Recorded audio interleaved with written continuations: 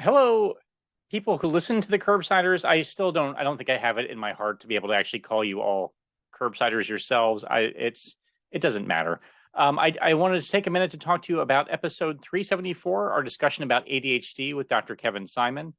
I found this to be a really helpful episode. I feel like I didn't get a whole lot of training about the diagnosis of management and ADHD. I feel like this is probably something that comes up more in, say, pediatrics or family medicine, in part because it tends to manifest initially in childhood. So this is not something that typically develops de novo in adults, though there has been some more discussion about that. But in any case, in kids, this seems to be more of a hyperactivity type of disorder, as opposed to when it persists into adulthood, then you see more of that inattention. And there are obviously screening instruments and diagnostic tools and structured surveys that you can use to actually make the diagnosis, which we talk all about in the episode.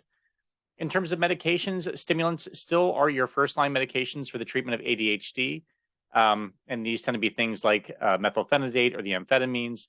In any case, the preferred modality, according to Dr. Simon, tends to be starting long acting at low doses, then up titrating as you need to. And in the episode itself, we go into some tips and tricks and nuanced ways to kind of adjust dosing so that patients are doing their best work and feeling their best.